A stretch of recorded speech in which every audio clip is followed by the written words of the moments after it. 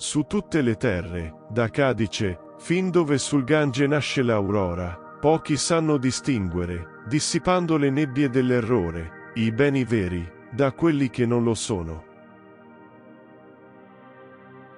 Quando mai temiamo o desideriamo secondo ragione? Prega che ti venga dato uno spirito sano, in un corpo sano.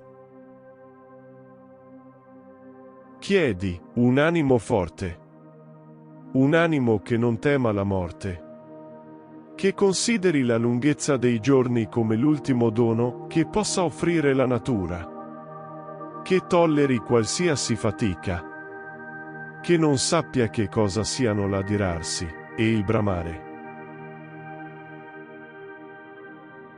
Dal cielo scende il conosci te stesso, motto che si dovrebbe scolpire nel cuore e conservare nella memoria. Bisogna conoscere bene i propri limiti e osservarli, nelle grandi cose come nelle piccole cose.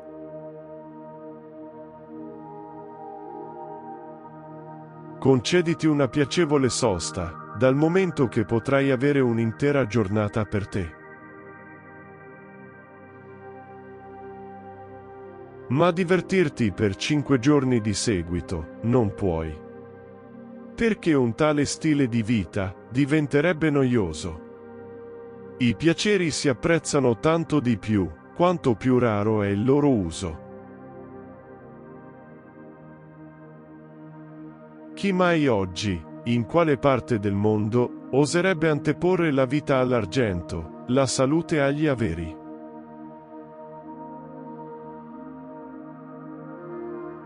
Alcuni, non per vivere accumulano patrimoni, ma accecati dal loro vizio, vivono per i patrimoni stessi.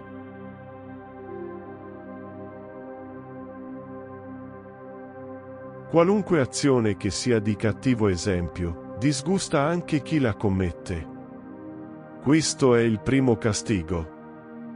Che nessun colpevole può essere assolto, quando è lui stesso a giudicarsi, nonostante l'abbia fatta franca per l'iniqua sentenza del magistrato che l'ha favorito.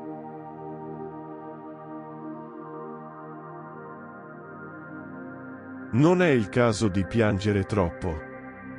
Il dolore di un uomo non deve bruciare più di quanto sia giusto, e superare la ferita stessa.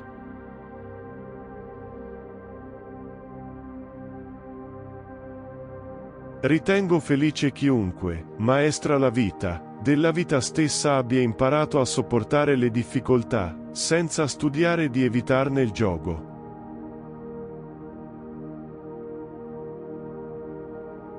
Dal momento che rari sono gli onesti, contali.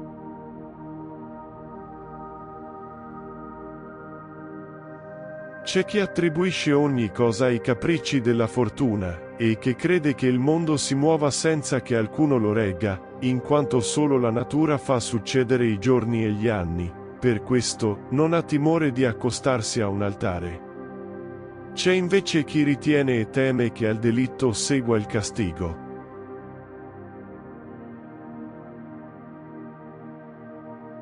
Quanto più si è sfrontati in una causa ritenuta ingiusta, tanto più, per molti, si passa per innocenti.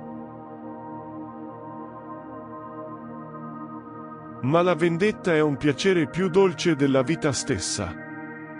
Lascialo dire agli ignoranti, il cui cuore, talvolta, scoppia di rabbia per nulla o per futili motivi. Un pretesto, per quanto irrisorio, è sempre buono per suscitarne l'ira.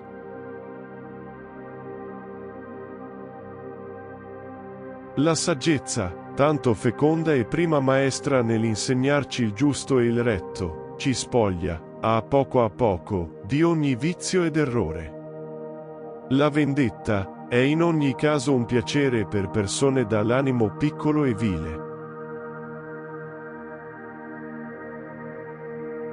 Chi medita un delitto in segreto, è come se l'avesse già commesso.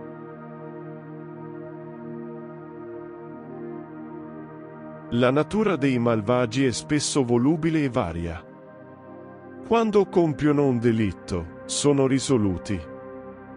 Dopo averlo compiuto, cominciano a distinguere il bene dal male. Eppure, nonostante ciò, la loro natura incallita e incapace di mutare, li porta a ricadere nelle pratiche che avevano condannato.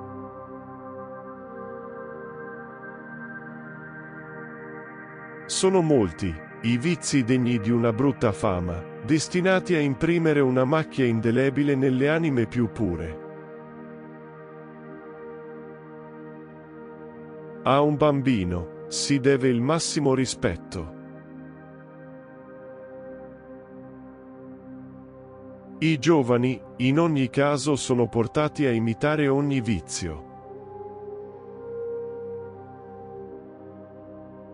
A che scopo accumulare ricchezze attraverso tanti tormenti, quando è indubbio che è pura follia, un manifesto delirio, essere vissuti da poveri, per poter morire da ricchi? Cresce l'amore del denaro, quanto più cresce lo stesso denaro. Al punto che lo desidera meno chi non ne ha.